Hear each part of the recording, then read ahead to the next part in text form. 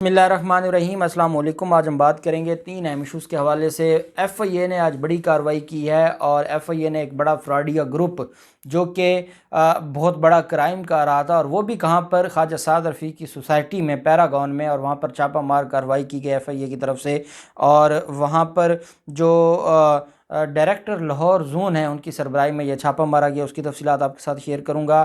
F آئی اے کا مقابلے کا امتحان آج لاہور میں ہوا، اور اس میں ایک وکیل نے امیدوار کی جگہ پر بیٹھ کر پیپر دیا اور وہ پکڑا گیا، اور وہ پیپر کیوں دے رہا تھا، اور اس کا آج کس چیز کا پیپر تھا، اور کیا اب یہی وکالت بچ گئی ہے کہ اب آپ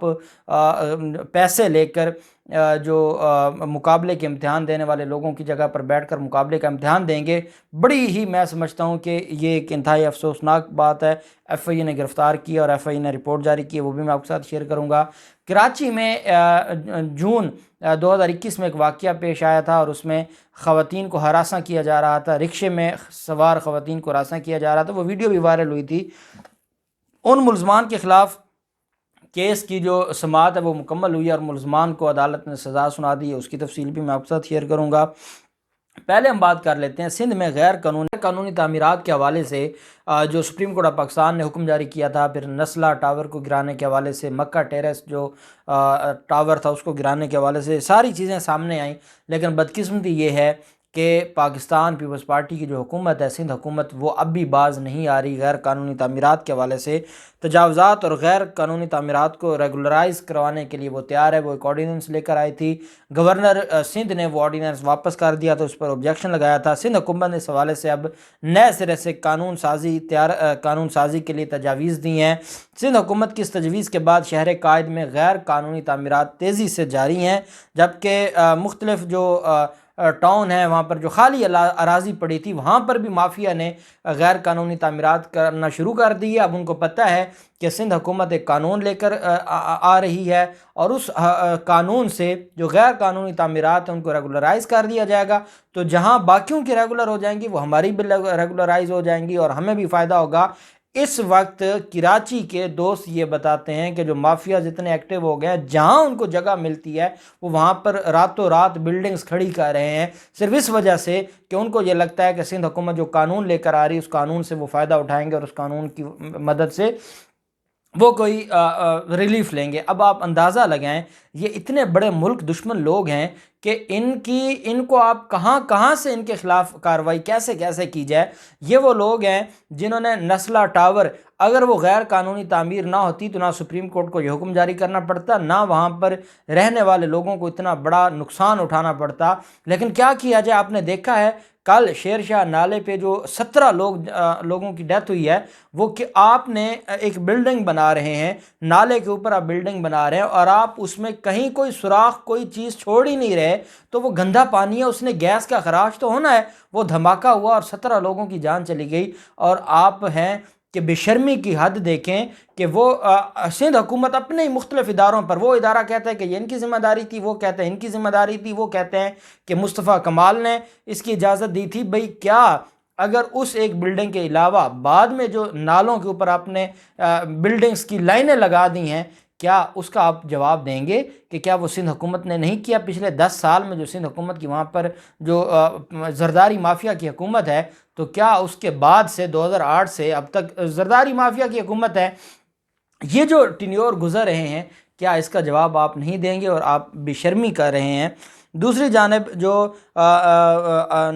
مختلف اراضی ہے سندھ میں، اس کے حوالے سے کہا یہ جا رہا ہے کہ لوگوں نے موقع کا فائدہ اٹھاتے ہوئے ویران خالی جگہوں پر بلڈنگز بنانا شروع کر دی ہیں۔ بورڈ آف ریونیو میں 2012 سے پہلے کے جعلی کاغذات بنانے کے عمل میں بھی تیزی آئی، اور 2012 میں ایسا ہوا تھا جب جو غیر قانونی کاغذات بنے تھے بعد میں ان کو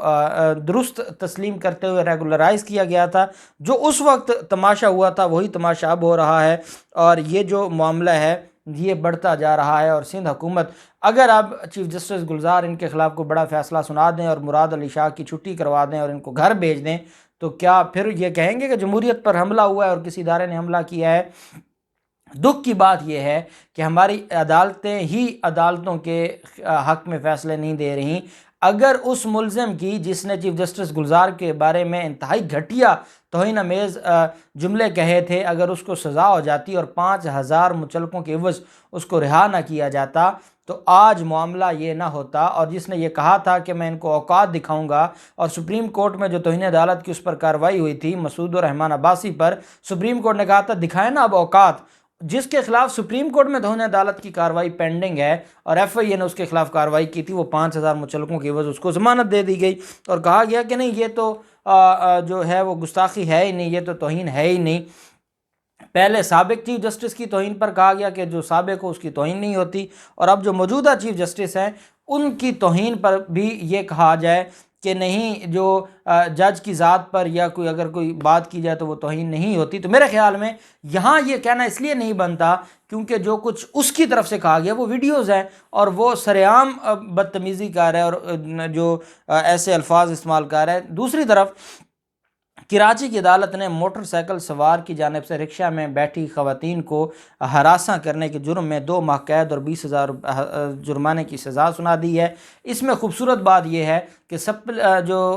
اس کا جو ٹرائل ہے وہ جلدی ہوا ہے، اور اس ٹرائل میں 18 جولائی کو یہ واقعہ پیش آیا تھا، اور 18 جولائی کو جو واقعہ پیش آیا 2 سے 3 ماہ کے اندر عدالت نے جو پورا پروسیس ہے وہ کمپلیٹ کر کے ملزم کو 2 ماہ اور 20,000 جرمانے کی قید سنا دی ہے۔ سوشل میڈیا اکاؤنٹ سے سارے منظر کی جو ویڈیو ہے وہ لڑکی نے شیئر کی تھی اور اس نے انصاف مانگا تھا، جس کے بعد پھر پولیس ایکٹیو ہوئی، پولیس نے ملزم کو گرفتار کیا، اور گرفتار ہونے کے بعد جو ہے وہ ملزمان کے خلاف کیس چلا۔ آج ان ملزمان کو جو ہے وہ عدالت نے سزا سنا دی ہے۔ آئے روز جو ہم دیکھتے ہیں، آج بھی ایک واقعہ سامنے آیا ہے، جناح ہاسپٹل کی ایک لیڈی ڈاکٹر ہے اور اس کو ہراساں کرتے ہوئے 2 لوگ گرفتار ہوئے ہیں۔ تو یہ جو ہراساں، غیر قانونی ہراساں کیا جاتا ہے، ایسے لوگوں کے خلاف کارروائیاں اگر ایسے ہی چلتی رہیں اور ایسے ہی ان کا ٹرائل جلدی ہو تو پھر سمری ٹرائل میں ان کو سزائیں دی جائیں تو یہ معاملات بڑی تیزی کے ساتھ حل ہو سکتے ہیں۔ دوسری طرف ایف آئی اے کی آج ایک بڑی کارروائی، یہ پیراگون جو ہاؤسنگ سوسائٹی ہے خواجہ سعد رفیق اینڈ کمپنی کی، وہاں پر چھاپہ مارا ہے اور وہاں پر ایک گھر میں جدید ترین گیٹ وے ایکسچینج کو قبضے میں لیا ہے، اور ڈائریکٹر لاہور زون کی ہدایت پر ایس ایچ او عظمیٰ نے کارروائی کی جس میں جدید ترین گیٹ وے ایکسچینج قبضے میں لی گئی۔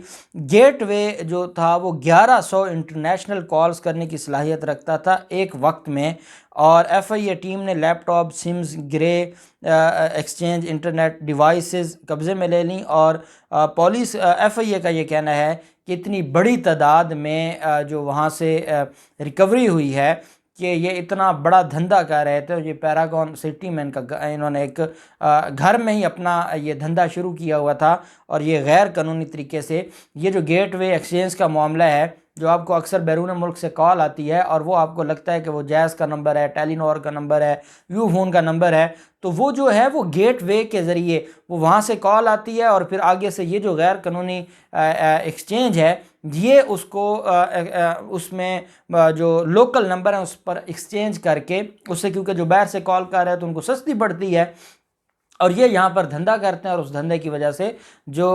پی ٹی اے کا یا جو ریاست کا نقصان کرتے ہیں، ریاستی خزانے کا، تو ان کے خلاف یہ کارروائی کی گئی ہے۔ دوسری طرف جو مقابلے کا امتحان تھا، امیدوار کی جگہ پیپر دینے والا جو وکیل تھا اس کو گرفتار کیا گیا ہے۔ ایف آئی اے کے مطابق ایف آئی اے کے متعین کردہ امتحانی سینٹر میں ایف آئی اے کے لیے اے ایس آئی، کانسٹیبل اور سب انسپیکٹر کی بھرتی کے لیے مقابلے کا امتحان آج ہو رہا تھا، جہاں ایک جعلی امیدوار پکڑا گیا۔ گرفتار ملزم کی شناخت منیب طارق کے نام سے ہوئی، جو کہ پیشے کے اعتبار سے وکیل ہے۔ ملزم ندیم نامی امیدوار کی جگہ پیپر دینے آیا تھا۔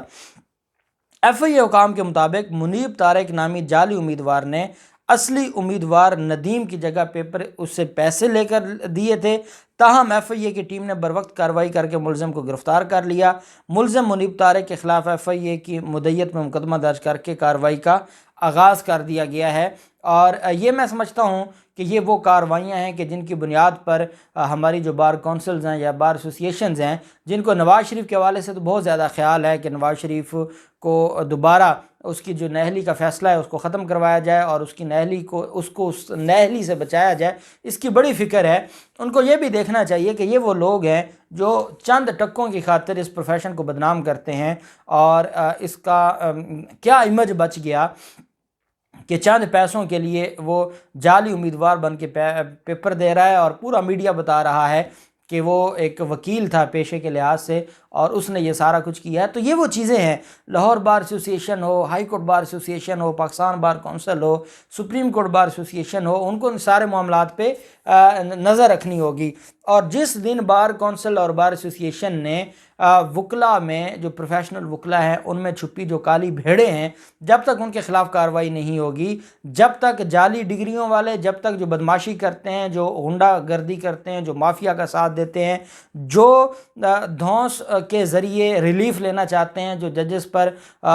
ججز کے ساتھ بدتمیزی کر کے ریلیف لینا چاہتے ہیں، اگر ہماری بار کونسل بار ایسوسیشنز نے ان کے خلاف کارروائی نہ کی تو یہ معاملات بگڑتے جائیں گے، اور یہ ذمہ داری بنتی ہے ان اداروں کی کہ وہ ان کے خلاف کارروائی کریں اور ان کو قرار واقعی سزا دیں، تاکہ کل کوئی بھی اس پروفیشن کو بدنام نہ کرے یا اس پروفیشن کو اپنے مقاصد کے لیے مس یوز نہ کرے۔ اب کتنی بدقسمتی ہے کہ بڑے بڑے قبضہ مافیا نے اپنے پورے ان کے بچے،